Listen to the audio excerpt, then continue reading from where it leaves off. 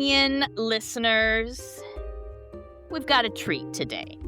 And we're going to talk about, now, work with me here. We've talked about the early childhood brain, and we're going to head into our second episode in this series of how the brain ages, right? And we're talking about this for several reasons, but we really want to try to pinpoint what's happening when, as we all have brains. Some are more functioning than others, but that's a whole other topic. We all have them up there in our heads. And how do we really optimize for when we're in different ages, right? In different phases of life? Because our brains, whether we realize it or not, do different things at different stages in life. And so today, now we talked about the childhood development and how the mind develops in early childhood. Today, we're going to talk about the early adult brain. So, Raw Onion listeners, welcome. I am your host, Stephanie Ohanessian, and we have our incredible co-lead here, co-host, doing all things behind the scenes, Yoshie Barnett, who is a perfectionist coach and crossroads coach. So we try to always sort of dive in to all of this good stuff together. And today we're talking about identity and formation.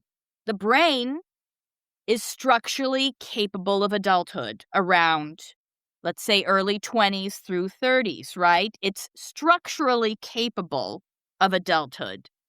But identity is still under construction. Now, we know identity is a lifelong work in progress, but especially in this sort of 20s to 30s arena, it's under construction. Why? Because there's stuff we've got to plan. There's stuff we realize we want, things we don't want. This is the phase where people think they should be fully formed, but neurologically, they're still becoming, which is really the beauty of this stage in life. The still becoming. Anything is possible. And that wisdom comes from really trying to figure out what it is that you are still becoming. So, cognitive bandwidth is your brain's available mental space, your capacity for decision making, for your emotional regulation, long-term planning, reflection. And during this time in life, when life demands increase, let's say with parenting, work pressure, emotional load, the bandwidth gets used up. So it's not that ambition disappears, it's that the brain has less available space to process and hold everything at once, which is really the coolest part about this identity information phase, because now you're getting clarity. You're sifting through the things that worked, that didn't work, and you're really trying to gel with the version of you that is still becoming. So this episode about the early adult brain, roughly 20s into mid-30s, a phase where the brain is fully capable of adult reasoning, but still actively refining identity, direction, and emotional regulation. That's what we're talking about today. So let's just bullet point a couple things before we introduce. And yes, we have an incredible guest today. We're very excited. So before we introduce her, because I'm very excited to do so, let's just back it up real quick. We all know at this point, we talk about it a lot on the Raw Onion, that prefrontal cortex, right? That's that place right in the front of your noggin that is responsible for planning, impulse control, identity integration, that decision-making part of your brain. It doesn't fully mature until around the age of 25, and that's for everyone. So that expectation of having everything figured out often arrives before the brain is fully ready for that demand. So part of this conversation today is learning how to give ourselves some grace when we're in this stage in life, because we have to realize what we want to do might not always be in line with what our body physiologically is designed to do. So again, we're gelled around age 25. Your expectation of having everything figured out often arrives before the brain is actually fully gelled. That's sort of that irony. And I think this is where our guest's experience becomes really meaningful. So let me, please, as I am so honored to welcome Sierra Abler. She is a farmer's wife, a mom of 2, almost 3 boys, which is very exciting, a graduate student pursuing her Doctor of Education in Applied Leadership, the founder and CEO of Innovative Leadership, the voice behind Confidence Compass podcast, and a soon-to-be certified personal trainer and nutrition coach. This young woman is doing everything, and it's all incredibly exciting. And Sierra continuously works to chase her dreams while keeping her boys as the top priority, and she's always open to exploring new ideas and finding projects to work on. So, talk about experience. Sierra, with her doctoral candidate in educational leadership, that bullet point is marked. A mother of almost 3 boys and someone working directly with neuroscience concepts in education. This is a rock star we've got on our hands here, ladies and gentlemen. So I appreciate so much that she is a living, beautiful example of what this phase is in real life, in real time. And she is absolutely not only super eloquent and very, very clear in the process of the brain, because she is very knowledgeable in this subject, she's also living it. So Sierra, welcome to the Raw Onion. We are so incredibly happy to have you here. And I'd like to ask you a few questions. Just tell us a little about yourself, introduce yourself, but also when you hear the description of the early adult brain, what resonates most with you when you hear this sort of newly gelled, you're 27 and I have permission to say her age, so I'm not calling her out, but a beautiful young 27, you're just literally coming out of this 25, 26-year-old cocoon, and you're in the throes of turning yourself into a butterfly in all the elements. So as I welcome you, how does this all land with you? Talk to me, my friend. Well, first, thank you, Stephanie. That was an incredible entrance. I'm honored to be here. I love what you guys do. And yeah, I feel like one of the best simple ways to explain it is I love to defy the odds of what people think stops us, and when the brain stops growing and learning. And I feel like being 27 and just getting into the area where my brain is somewhat, I like to think, it's not fully done growing, in my personal opinion, just because if you continue to be curious and look at the world, your brain never stops growing. And I love to look at the world around me in that way. So with all of my experiences and being a mom and a wife and all of that, I think it just builds on the scaffold of what I had before.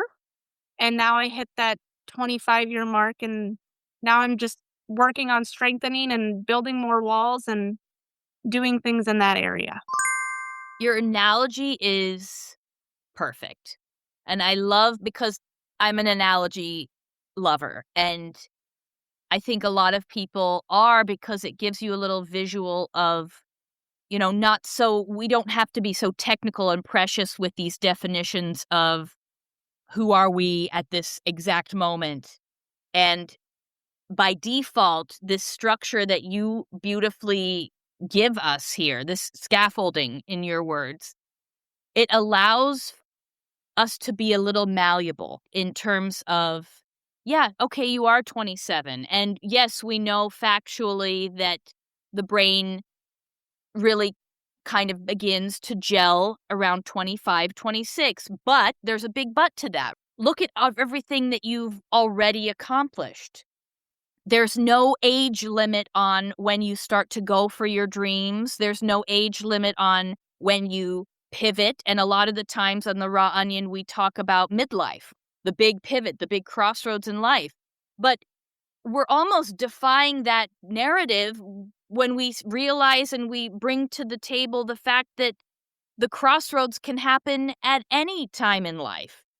So, you know, as a 27-year-old, and I apologize in advance if I'm going to keep bringing up your age, but it's only because for a reference point, as we talk about scaffolding, at this age, we do know dopamine systems are super high in young adulthood. And as we age, they decrease, right? Every year they go down a little bit. The natural dopamine kicks in not so automatically as we get older. So in that respect, you are super optimized for maximum dopamine, which means a lot of ambition naturally, a lot of natural motivation, and possibly seeking that sort of, hey, the concept of anything is possible. That is the 20s. Mhm. And that is sort of the beauty of the 20s. It's all naturally elevated. Talk to me a little bit about your incredibly accomplished life already. What was sort of goal number one for you? And how has this sort of navigated between, let's say, when you were your late teens, and let's jump forward now in the last 10 years? You've done a lot in 10 years. What's been this journey for you? There's been a lot that's happened in the last 10 years. Yeah. So when I graduated high school, I knew that I wanted to be a teacher, elementary teacher specifically. When I got to college and I was probably in my first or second year, I knew at some point, I was like, I'm going to get my master's. Long term, I want to get my doctorate. And I truly thought like I was going to go and teach for 10 or 15 years, get my master's in there somewhere, maybe become a principal, superintendent, and then after teaching for 20 years, then go on, get my doctorate, teach at the collegiate level. That was my quote unquote plan. And then I began teaching. And so I never had, I guess, what most people would have called a normal teaching experience because I started teaching during COVID. Oh And my goodness. so, Yep. so when I began my teaching career, it was a little different than most, but I was about 6 months in and I decided I'm going to get my master's already. And honestly, I had talked to a lot of people who had their master's, and a lot of them actually said if they would go back and redo it, they would do it at a much younger age because they had the motivation to do it at that time. Before they had kids and were chasing after their kids, they could do things during nap times or they could do things while they were pregnant or on maternity leave. Like they had more time in that aspect to get it done. So everyone said, yes, if you're going to do it, don't hold off on it. So I went and did my master's. And as I was doing my master's, I had one of my former professors reach out and she said, hey, we're starting a doctoral program. If you want to be a part of it at some point, just keep it in mind. And I had talked to my husband. We had been married for, like 4 or 5 months at that point. And I said, okay, so I want to go get my doctorate. And once again, we did not think that it was going to happen so quickly, but we were kind of in the same headspace. Like if I have the motivation and the energy to go do all of it and to still feel like I can be a mom and a wife, like why am I not doing it right now? Instead of pushing it off and trying to juggle chasing all of our kids around or helping on the farm or doing all those things in 10, 15 years from now. It's like, why would you put a pause on chasing your dreams or doing the things that you're motivated to do right now? Because in 10 years from now, I might not be motivated at all to do it. And so it was something that happened very quickly. But I think it does come down to a lot of that, the dopamine levels and looking at, we do have that natural energy at this phase of life. And it's a lot of, I'm okay with getting a little less sleep right now than I will be in 15 years from now. And my body can still function like that. And I still have the energy to go do those things. But I also think, kind of going back to the scaffolding aspect, I like to think of it as like those really young years are the base of it. So whether it's your base is cement or sand or you're over water, like whatever that looks like. And then you get through high school and you have kind of the scaffold. But from that 17, 18 years until the 25, that's when you get to really decide your next steps. And to kind of think of it in like a blueprint aspect of, okay, so you have the building, it's supposed to be a rectangle. So you can build it as a rectangle, but inside, what do the walls look like? Like that's all where the brain gets to come into play, and you get to decide at this stage of life, like what does the inside look like versus just what's on the outside. I really love your analogies. It makes it very, very clear. And, now I'm curious because when we're talking about dopamine, right? I love that you bring this up. This is the time in life where you do have the energy and you do have that motivation. And, sometimes we joke that in the 20s, you pull an all-nighter, however that looks, whatever that looks like. And I tell you from experience, the second you hit 40, it ain't happening anymore, right? You take 3 days to recover from an all-nighter of anything. It looks so vastly different. And again, going back to kind of giving ourselves some grace at any stage in life, but especially at this stage, that understanding the capabilities that you have, but also optimizing for those capabilities. That is not something everyone does naturally. And this is why I'm so excited to have you on today, because it is hard to make decisions that you want to see through for the long term. And there are different reasons, right? So, talking back to dopamine real quickly here, it is like we talked about, it really fuels that ambition, it fuels that energy, but it also is part of our naturally built-in prediction system. So it doesn't just reward achievement from a goal, it pushes us towards multiple possible futures. And multiple possible futures can foreseeably get a little confusing too. So if we've got all the dopamine and we're using it all up as we are meant to during our 20s, while everything is sort of getting ramped up, got this beautiful brain that is now rearing to go. So this phase in life can feel like expansion without clear priorities, prioritization. So let me ask you, since you're in the thick of it, do you feel that tension between expansion and pressure? And how were you or are you so clear on this path? Because again, right now you're set up in a beautiful place where you can really do it all. I mean, you are very legitimately doing a million different things. But is there a tension there between expanding and the pressure that can go along with that? 100%. I think there will always be pressure. No matter what phase of life we're at, there's going to be some type of pressure in some way to be better, do better. But I also think that when you look at your priorities in life, and it's something that you have to do on your own, you can't have someone else come in and say, okay, well, this is what I see you doing each week. These seem to be your priorities. Because they could come in and observe you on a week where you're prioritizing work when all you want to do is be at home with your kids. And really, your kids are your top priority. So, what someone else sees from the outside isn't necessarily what your priorities truly are. And so, for me personally, to think about and reflect upon what are my actual priorities in life, it has taken a lot of time. It's taken a lot of reflection and communication. And I think one of the biggest things to help a person figure out how to prioritize expansion versus staying where you're at versus self care and trying to do things for yourself or your family.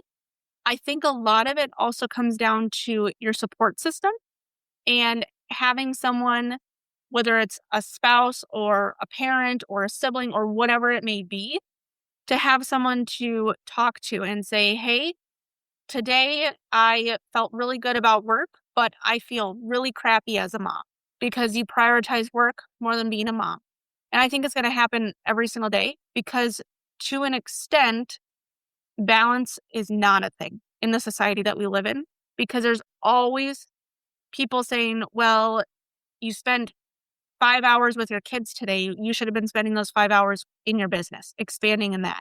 And so there's always going to be those negative people that are trying to make you feel and pressure you into feeling like you should be doing something bigger and better.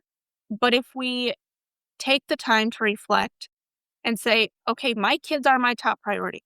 And I know even going into the month of May, everything that I have scheduled out, the first 2 or 3 weeks are my kids. And that's just how it's going to be. Well, and let's explain to the listeners too, especially you've got an extra special reason why that's the case. So just explain to them why that will definitely be the priority. Yes. So in May 12th is my due date for our third baby boy.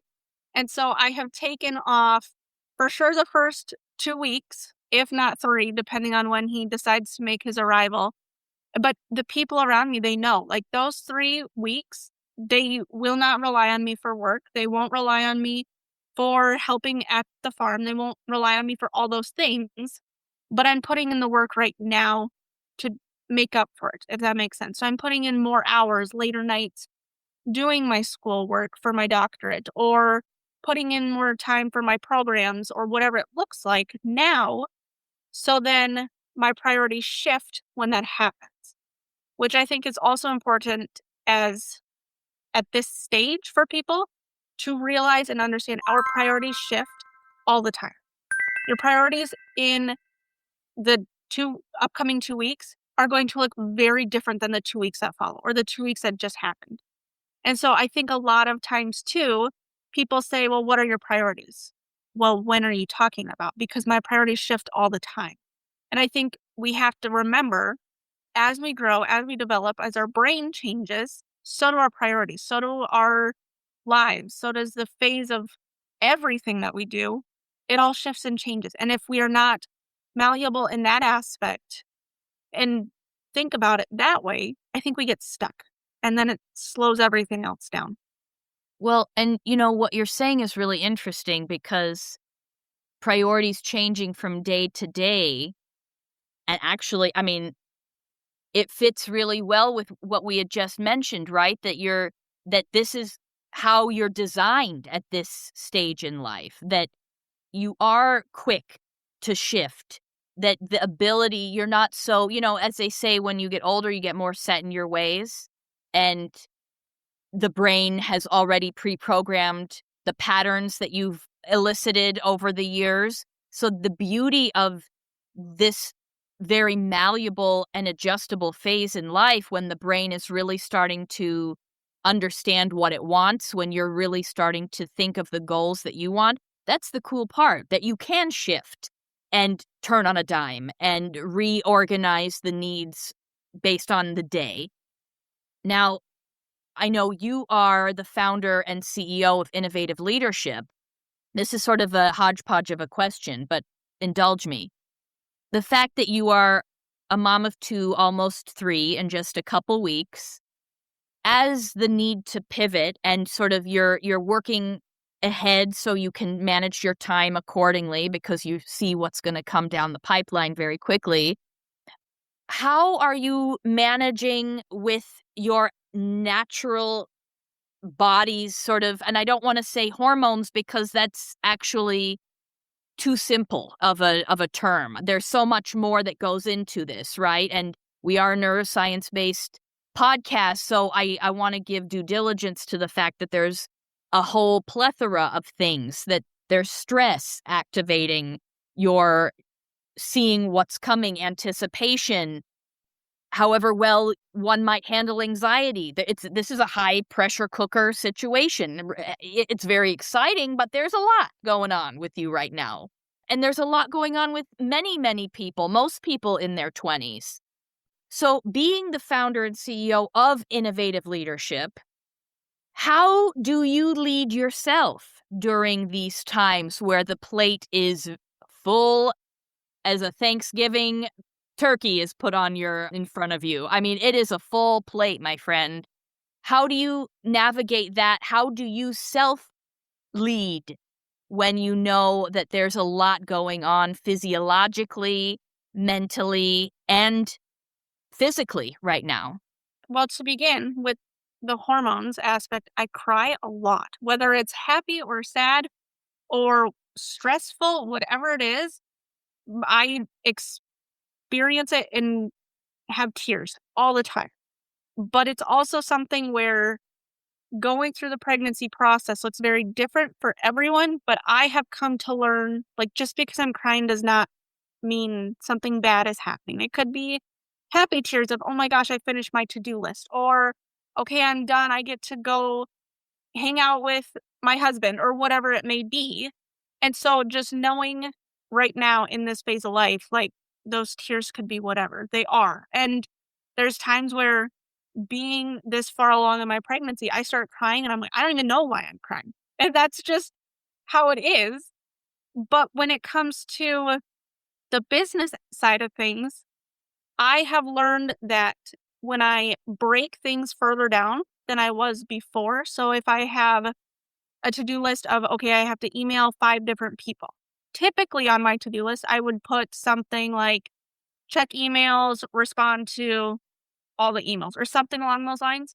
Now it's okay, respond to this person. When I get to check that off, it just almost resets the dopamine and the motivation to keep going and a reminder of why I'm doing it. And so the smaller tasks of being accomplished.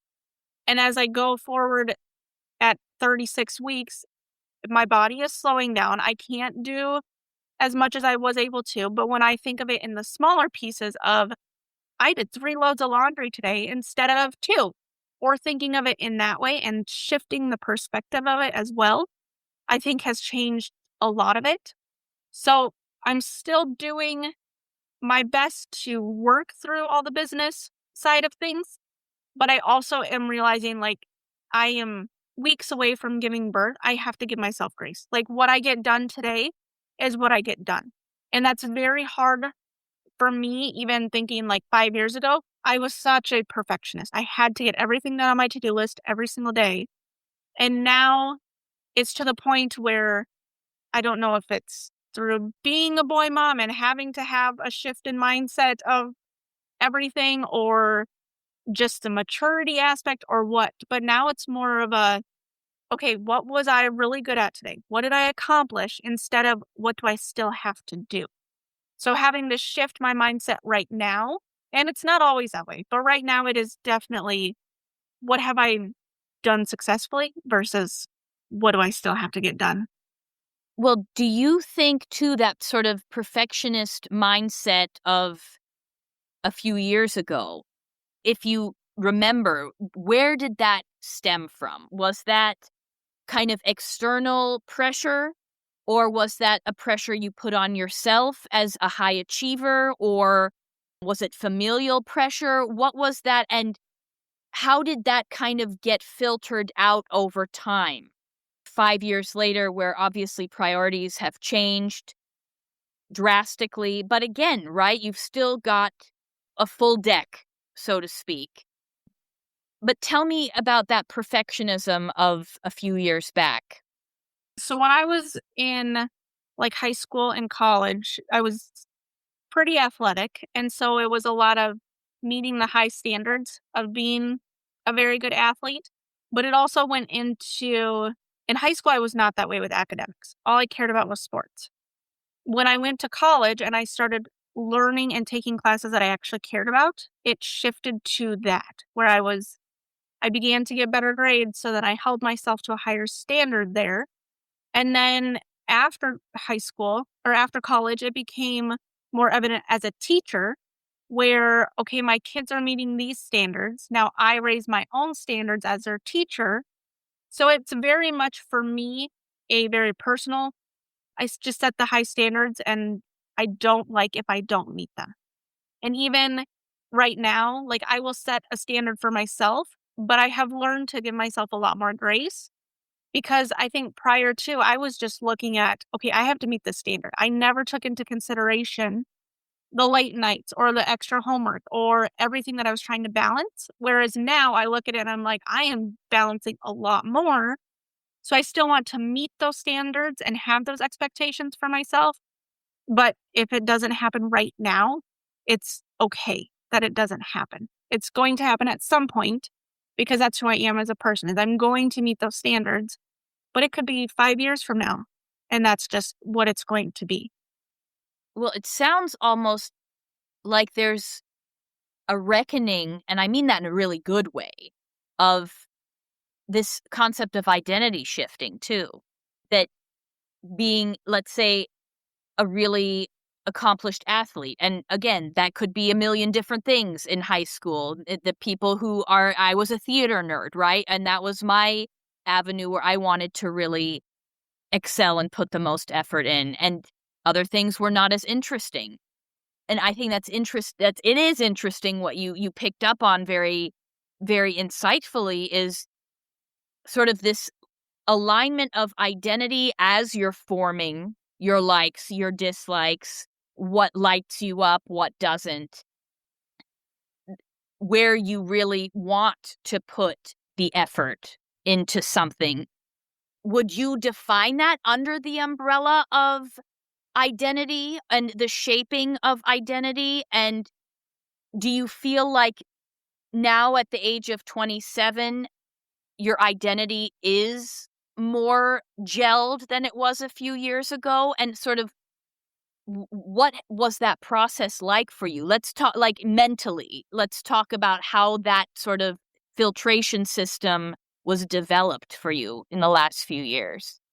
I would definitely say that it's an identity shift, but I think it's happening in, like, if I go back to my scaffold, if I think about it, the first 18 years when you live under your parents' roof, you build the baseline, you build the outside scaffold, and now that I'm out of it and I was forced to figure things out and I was forced to kind of decide where I wanted to go with my life, then I have become more open to, how do I change this? How do I shift this? I don't like one part of my personality. So how do I get rid of it? And how do I create a new version of myself that I like better than what I was 5 years ago? And I hadn't really thought about it until recently with how it would visually look like, but it's almost to me as if you're building those inside walls and you're just erasing one of them because you want to make a bigger room for something. Like, if I want to make bigger spaces for my personal health, I can erase that wall and I can do that. Or in 10 years down the road, I want to put a wall between that and make it smaller, then I will do that. But it definitely has been something that has taken a lot of time and something that I think in my age group, we have to remember we shouldn't know how to do all of this. We shouldn't know and be experts by any means. And so if we build this scaffold that we think looks fantastic at the age of 20, which I don't think anyone knows what they're doing at the age of 20, but if we think that we do, and then 3, 4, 5 years down the road, we're like, what are we doing with our lives? We have the opportunity to erase that and restart and shift because we have so much more of life to live. It's not like we are 80 and our brains have been molded to be a specific way. Not to say an 80-year-old can't change their brain, but it's going to be a lot harder. And back to dopamine, we have the motivation to go do those changes and to make those things happen right now.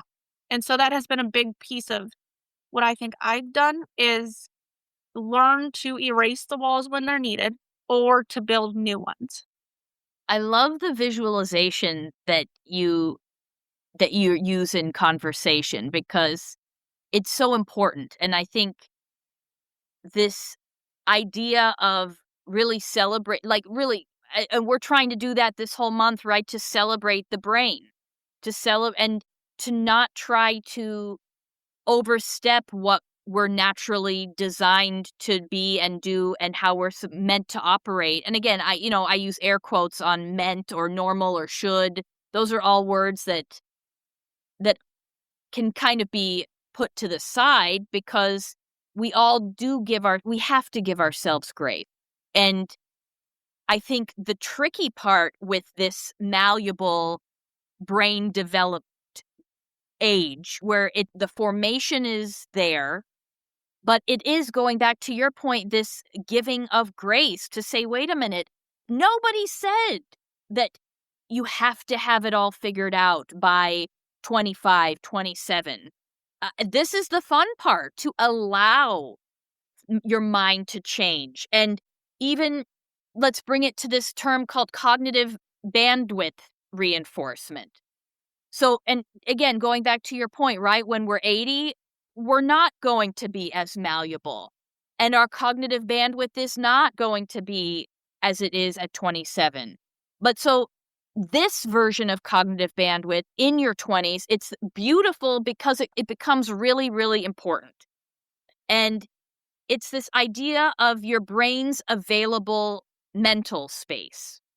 So your ability to think, regulate emotions, plan, reflect, you're supposed to be able to jump around at this stage and without causing huge detriment to your future, right? It's a time where you're meant to say, wait a minute, I think I'm going to try this, and maybe I'll try this. Maybe I'll do both. Maybe I'll do it all.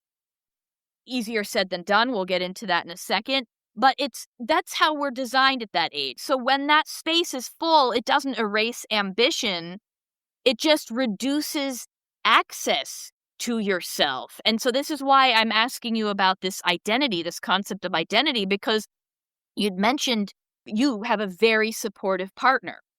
So I'm curious how that support changes your ability to create goals and to pursue your goals. And for those who are listening that maybe don't have that partnership, how would we talk about this cognitive bandwidth, right? What we allow ourselves to dream about, what we allow ourselves to build as a goal.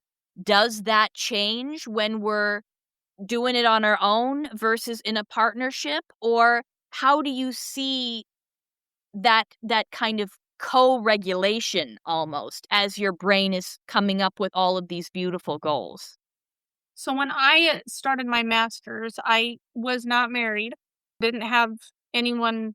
I mean, I had my family, but I didn't have like someone to rely on for all of the crazy ideas that I now have to do and have the access to. But I think with that, it was much harder because I burnt myself out very quickly. Whereas now, when I have the support and I have someone to say, I need an hour to work on my computer, I have that support. I have someone that says, okay, I will take the boys for an hour and we'll leave the house. Or if I say, hey, all the boys are asleep, but I'm going to have a late night tonight, he's okay with that. And he sees my visions. He understands that it's going to take time, it's going to take effort. And so I think a lot of it, he is extremely supportive. My husband is. And I wouldn't have gone after my doctorate if he would not have been as supportive as he is, because I think a lot of it is he continues to push me, but not to the point of being burnt out. He's never once said, you need to put in more time, you need to put in more hours. It's more of a, well, how can you be better than you were yesterday? How can you be better as a versus as a business owner? Like, what does that look like? Whereas when I was by myself, I was having to ask myself all these questions. I was trying to balance all of it. I was trying to teach as a first year teacher. I was trying to do all of the things, which I think if to an extent, if you have a positive mindset or an outgoing mindset and the ambition to do well, yes, you can be successful. But I think you also are going to hit a boundary at some point and you are going to be extremely burnt out. And I think it's very hard for the brain to just constantly be on the go when you're doing it all alone. Whereas even if you have a friend to talk to and just say, hey, this is my idea. And even if they don't respond to your message, you got it out there, you spoke about it, you told someone what you were doing. I think that changes the game altogether because when you have that support, you are able to go and try new things. And my husband, he tells me all the time that, Sierra, your ideas are crazy, but if it's what you want to do, then I will support you with that. And so I think it's important for all of us to have that support system, but to also realize, like, if you're in a stage of life where you don't have that, it doesn't mean it's never going to come. You just have to push through right now and try to find someone, even if it's one person, to help become that support system. Now, during this age too, and the friendships, and you're talking about support system, right? Let's talk about it a little bit because that's a whole other element to the aging brain. That in our 20s, we have a lot of friends. I mean, family, friends, it's all really under one big umbrella. And it kind of, I wouldn't say diminishes as we age, but when we get into our later 30s and 40s, we realize that friendships change. People don't have time as they used to. And again, it's relative, right? Because we're raising families. That can happen in our 20s and our 30s. It doesn't really matter. But how do you discern in terms of finding a support network? Because, to bring a little bridge to this in terms of what you're saying, I mean, I'm nodding because it's all so relevant, so true, but that neuroscience angle to it is when our cognitive load, and we're going back to that bandwidth idea again, right? When that's reduced due to sustained load, when we're carrying a lot of pressure, and to your point, if we're carrying it alone without that system of support around us, it doesn't mean that we're reducing ambition. It doesn't mean that what we want lessens, but it reduces the available processing capacity, which is really exactly what you're hitting right on the head, is that it becomes a lot harder to process the day, to process the challenges. And to your point, the risk of burnout becomes higher. So how would you tell people what are we looking for here when we're discerning in terms of a support system? If we haven't met our partners yet, a lot of people don't want partners in today's world. They do want a more independent life. It doesn't mean that they want to be free of support, though, right? This is how we're built. We're social animals. What would you tell people that are needing a support system at this stage in life? How do you find those people that will be there? Because some people are for good times, some are not so available, and they don't have the capacity to be a shoulder for you when you need it. What would you tell them? What this process would be like to find your people? I'm going to bring in another analogy because I love your analogies. I love them. so I would like to think of it as like a bridge that you are building. And so you begin with almost like a wooden bridge. And I think of it in a movie of those really wavy, they're not sturdy bridges over a big valley. I mean, they're there and you hope to get across them safely, but there's a chance that you might not. And so I think when we think about it, we start there. And all of us start there because we have two people on one side of the valley holding the bridge up and two people on the other side. And whoever that might be, it might be parents, it might be siblings, it might be your pet that is your best friend, whatever it is. But then as we grow and we develop and we continue to walk across this bridge, if we don't find the people who are going to help support us, we wear out those pieces of wood. But when we find someone who might bring in a steel post, for example, and give the middle of the bridge more structure, now you can relax a little bit. You don't have to worry so much about making it across. You make it halfway and you're already there. And then you continue to find these people And whether it's a colleague or a high school friend that you just fall back and start meeting up with again, or if it's a professor or a teacher or someone, there's no limit to who your support system can be. And I think sometimes people think, well, my support system has to be my spouse or it has to be my parents. It doesn't have to be. If they're not the ones building that bridge with you and building that structure, they I don't think they should be there. Like, to a point, your support system has to be the people that help you build that bridge. And at some point in your life, not in our 20s, and I am nowhere near having my full bridge, but as we get older, then we can start thinking of, okay, my bridge now looks like the Golden Gate Bridge because I have the structure, I have all of the beams in place, and then you can think about adding on top of it. So then you can have your kids as extra support, but they're going to leave, but a bridge doesn't need the top of it, you know? So it's something that, once again, we get to decide how our bridge looks, but if we don't find the right support, we're just going to tear our bridge down ourselves.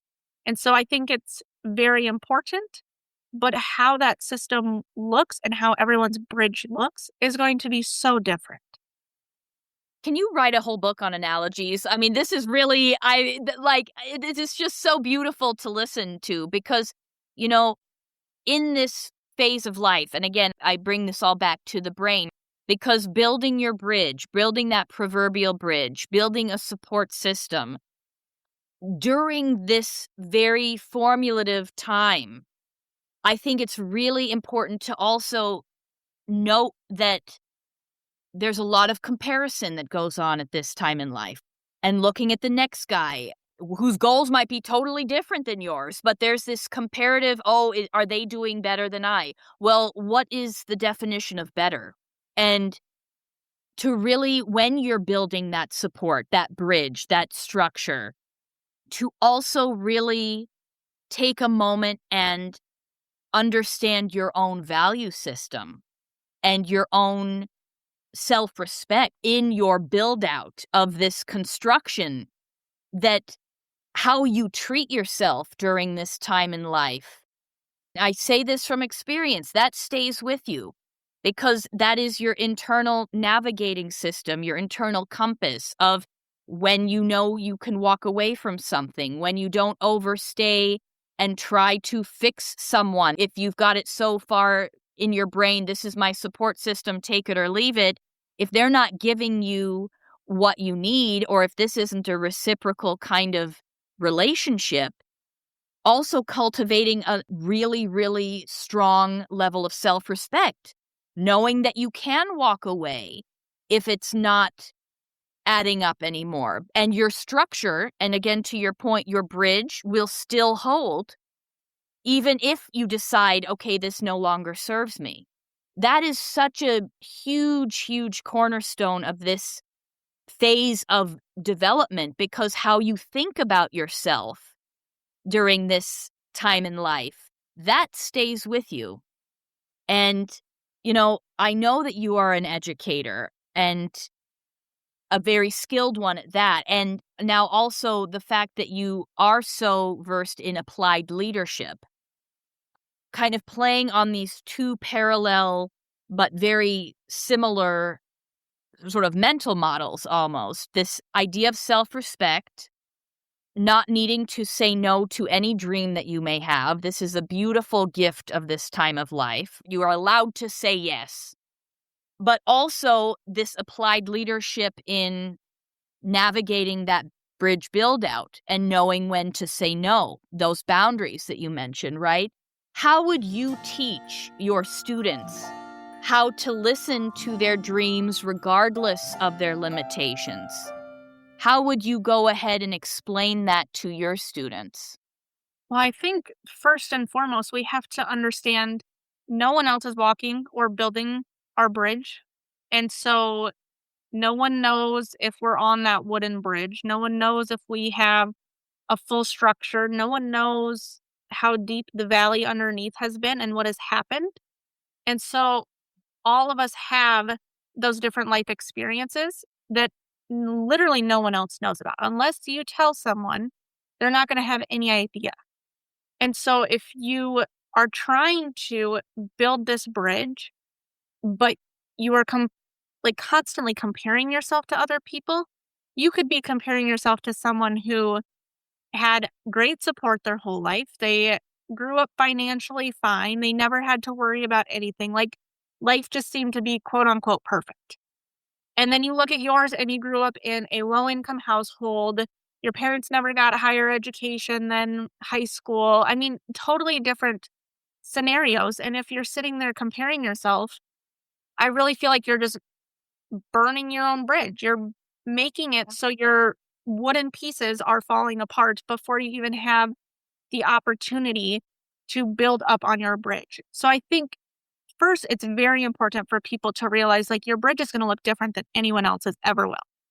And then when you think about it in the leadership aspect, the way you approach something and the way you look at leadership skills and priorities to an extent is going to be different. I mean, we look at an organization and yes, a leader needs to be open and honest and willing to listen, but how every single person approaches it is going to be different. And I think so often different people are taught or told this is how it has to happen. Whereas if I were to teach someone or if I talk to someone, it's not what I say. I'm going to give you suggestions of this might help you get to the next step. It might not, but we can try it because your experiences are different than mine. I might say, okay, we need to work on your self care. That's very generalized because I don't know what your self care looks like. I can't say, as a mom, okay, make sure you get 30 minutes to yourself every day. That's just not realistic. For some moms, you might be to one kid and you have that. But for people to build upon their own leadership skills, we really have to just realize that the process to get there is going to look different. And I think we've become a society where we want it to all look a certain way because that's the perfect way to be the perfect leader. There's no such thing as perfect. And so when we take a step back and we realize, okay, this is the end goal, we might all have the end goal of being a leader for our organization. But how we get there, totally different. A teacher who has taught for 10 years is going to have a very different outlook, a very different plan than an incoming teacher who is in their first year. And so looking at the path that they're going and the knowledge that they have or the skills that they have is going to change all of that. But as leaders, I don't think we're supposed to all be the same either because we're all supposed to lead in different ways. And that needs to be repeated on a billboard, on every corner, stop sign, because I agree with you so profoundly on that. And, as we wrap up this incredible conversation today, the fact that there is no guidepost to who you're supposed to be, that's the beauty in this. And especially in this phase in life, when you're so profound when you say that, to imagine taking that pressure off of yourself to say, wait a minute, let me undo these shackles of who everyone thinks I'm supposed to be, and let me just give it a try on my own for a little bit and see where that takes me. And, this is where that phase in life, I think it's such an exciting phase, this newly gelled brain, because it's not about having everything figured out, but it's about building the capacity to hold complexity without losing yourself. And that's that beautiful moment in time. It does not come again in the same way any other time in your life. And so I invite people, and you're such a beautiful example of this, to take the shot.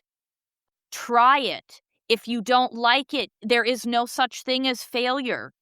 You try because this is the time in life where you're at the max capacity to hold that space. And that's where it will sift out naturally. That's the process you don't have to deal with. the thing that you're responsible for is taking that chance on yourself.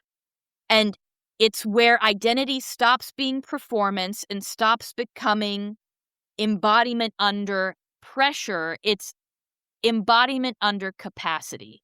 So for many people, this is the first time they're really realizing they can do everything right externally and still maybe feel internally unanchored because what you're saying to them is listen to yourself. Try it. This is the moment to try it. So, Sierra, as we wrap, you've given us so many gems here.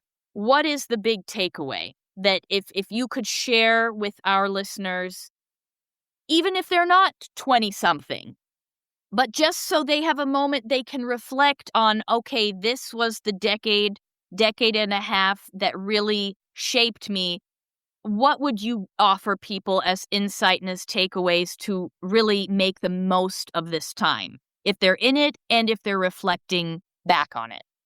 I think it'd be two different things, because if you're in it, I would really tell people to own who you are. And like you said, try new things. I like to tell myself I'm not failing, I'm learning. Yep. And I'm learning that I like something or I don't like something or I want to go try something new.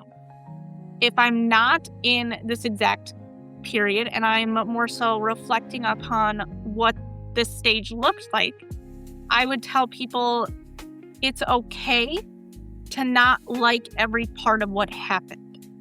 Because even if you don't like it, it still shaped you to be who you are.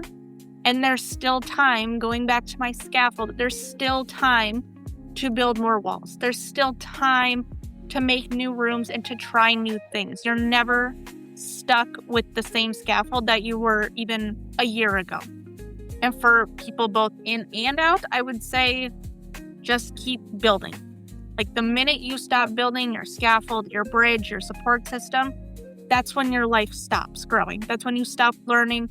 It's when you stop developing. But if you continue to build, you're going to continue to learn and grow and be successful in whatever way that success looks like for you. The height of neuroplasticity, right? Mhm. Sierra, where would people find you? Tell us where we can find you, where our listeners can find you, and who are your clients? Who needs to be reaching out to you? My main platform is Instagram, but I also have Facebook and Threads. It's all at innovative.leadership. My website is innovative-leadership.biz. But otherwise, yeah, Instagram's probably going to be the easiest. I like to post the mom life, the college graduate life. I like to do all of that there. So that's where I'm most real, I'm most vulnerable, honest, all of that. My clients, per se, I work with a lot of teachers, educators, but I really think the innovative leadership, the definition is just to build upon the leadership skills you already have. So really anyone wanting to improve their leadership skills or abilities is always open, and I'm always willing to talk or chat and see if we would be a good fit together. But education is where I kind of specialize it, just because I come from the educational background, especially with student misbehaviors. Those kids, I like to, you never have a favorite student as a teacher, but some of those kids will always have a place in my heart. But yes, anyone really wanting to improve upon their leadership skills, I would, even if it's just a conversation, love to chat.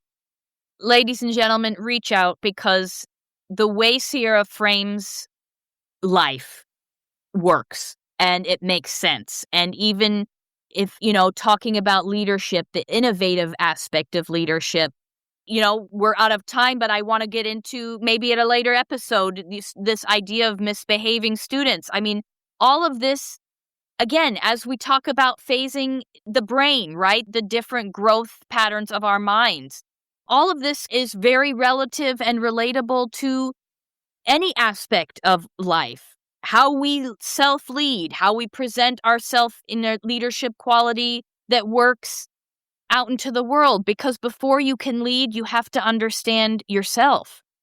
And that is really what you do so beautifully, Sarah, is really, really guiding people to understand themselves and to take that, again, giving themselves grace to take that risk, to not give up on their dreams, but just how you're going to formulate them in any given time in your life. So, I think the real work of this phase in life that we're talking about today is not becoming perfect. Absolutely not. It's not even becoming certain. The gift of this phase is becoming someone who can stay connected to themselves even when life is full, uncertain, and stretched. So, Sierra, today you've helped us really understand that this idea of how you learn to hold yourself in this chapter becomes the foundation of every version of you that comes after it. And all I can say is thank you so much. I, in my 40s, have learned something profound from you today, and I have nothing but respect. My hat goes off to you, and thank you so much for being such a wonderful guest on The Raw Onion today. Ladies and gentlemen, Sierra Abler, reach out to her. She can be found on all of our platforms, and thank you, Sierra, for joining us today. Thank you so much, Stephanie. I really appreciate it. Absolutely. Ladies and gentlemen, be well. Reach out to our friend here, Sierra, and obviously Yoshi and I always welcome and want to hear all of your questions and anything that you might have to say. So we're doing this together. We're peeling it all back together. Be well. Thank you, everybody. Thanks so much.